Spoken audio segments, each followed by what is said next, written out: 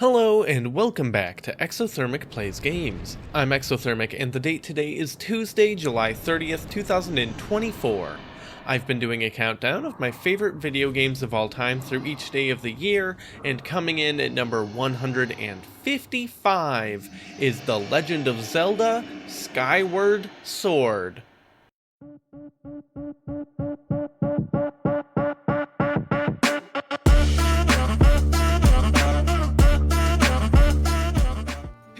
If you're watching this video and think, wow, I don't remember this 2011 game looking quite so good, that's because it's the HD remaster for the Switch. Gameplay-wise, it's all the same, though admittedly, some of the controls felt weird to do with the Joy-Cons when my brain associates the game with the Wiimote and Nunchuck, but it did work very well, which is important because the main thing that stands out to me about Skyward Sword is that it is, in my opinion, the first game that truly lived up to the hype and excitement regarding the Wii's motion controllers. While still not exactly perfect, the player moves around with the nunchuck and primarily controls their weapon with the remote. Link's arm is mapped to your own movement, allowing you to swing the sword more or less based on your motion. Really, it's 9 movement tracks: up, down, left, right, the diagonals, and stabbing straight forward.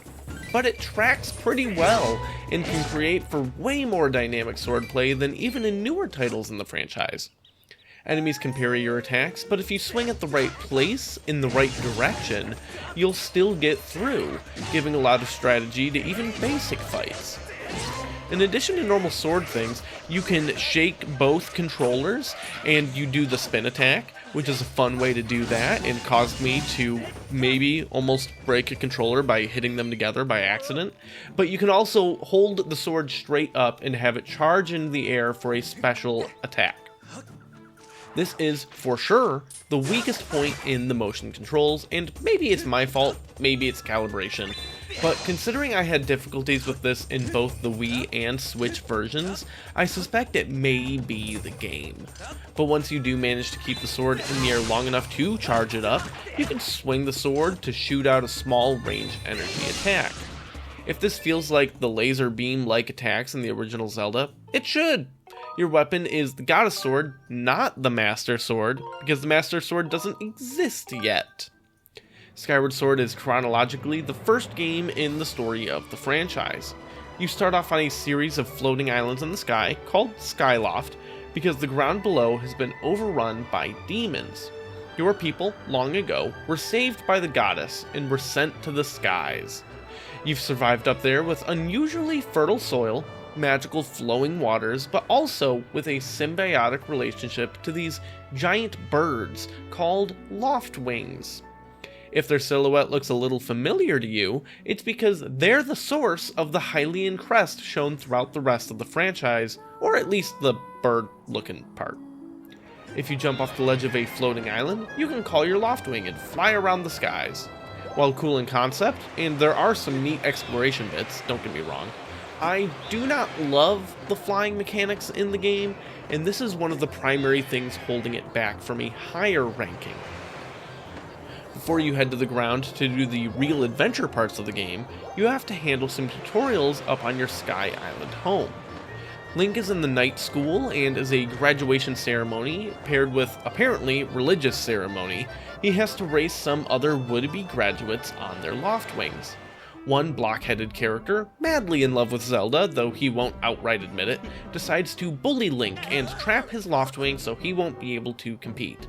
He messed with the wrong hero of prophecy, and your totally not girlfriend tells the kind Wendy's employee you asked for no pickles. You win the race and get to share a moment with Zelda at the top of the goddess statue. That should be intimate, but actually serves to let you know the game is here to be goofy by having Link in-universe do his ba-na-na-na item acquired thing. You're basking in your post-ba-na-na-na afterglow, flying around with Zelda, and a tornado appears, sucking her down to the ground. Like a good little hero, you go out to chase her, but not before the goddess reveals to you that you and Zelda are both heroes of prophecy and gives you a magical sword preloaded with Ciri. Again, it's not the Master Sword, it's the Goddess Sword. Head down to the ground and find your first temple.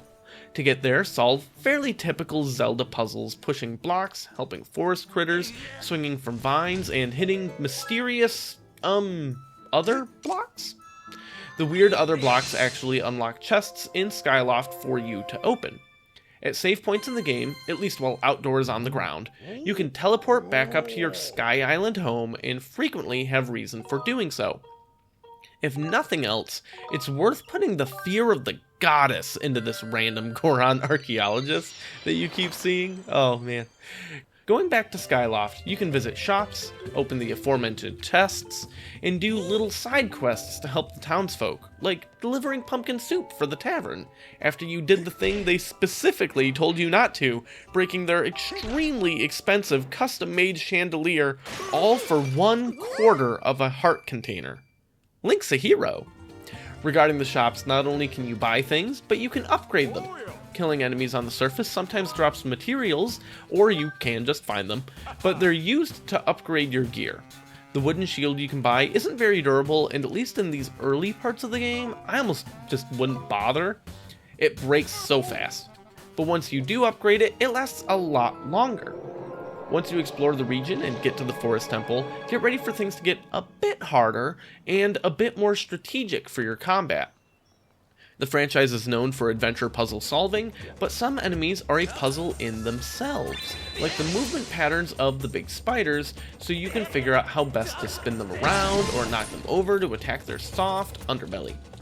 Once you solve the first set of puzzles in the temple, it opens up to a larger chamber with a smaller room in the center. Beat your first mini-boss and you gain a crucial new toy for Skyward Sword, the Beetle. You can launch the Beetle and then fly it around to attack enemies or collect items. The flight of the Beetle doesn't really worry about momentum like the Loftwings do, so it's much easier to control. For the record, I'm not saying the Loftwings should have the same flight mechanics as a short-range tool that moves pretty slowly. I just wish they were closer to the flying in Air Memories of Old, which I ranked as my 307th favorite game. If nothing else, that game nailed flying. The Beetle is just another thing in a long list of things that utilize the unique controls of the Nintendo Wii, which is good, but at the same time points towards a larger issue with the game. The game is a ton of fun, and it's definitely a good game. Being my 155th favorite game is a respectable ranking. But so many of the systems of the game feel like they took a whiteboard, wrote down all of the cool ideas they had for utilizing motion controls, and then shoved them into a Zelda game. It makes for good gameplay, but as evidenced by being the second worst Zelda game on my ranking, not always good Zelda gameplay. The systems don't feel very cohesive or connected, and that extends to the world. After you get to the inner sanctum of the temple, you have your first real boss fight against Link's first appropriately twink foil nemesis, Girahim. Girahim? Beat him and learn that your princess is in another castle, meaning Zelda's better than you and already cleared this shit, and has moved on to the next temple. The problem here is that moving on to the next temple does not mean running cross-country to get to it. You fly home. You drop off your obligatory preliminary collectible treasure, TM, and then get to practically teleport into a new region with nothing connecting them at all. This continues to be a problem in this game and makes the world feel small despite having a lot going on.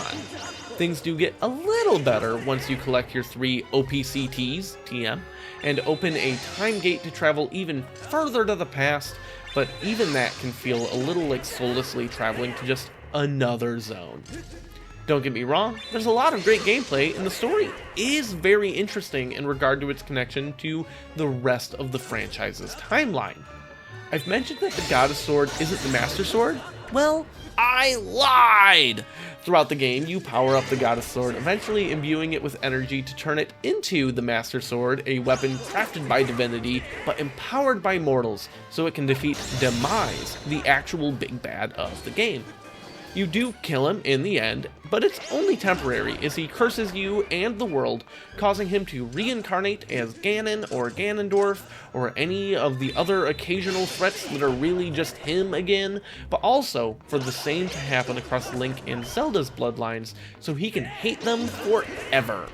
And then you establish Hyrule as a kingdom and live happily ever after until most people have forgotten any of this ever happened, and your great-great-great-great-great-great-grandchildren need to live through that hell all over again. Join me tomorrow as I talk about my 154th favorite game where I gotta catch 'em all, only this time some are different than they used to be.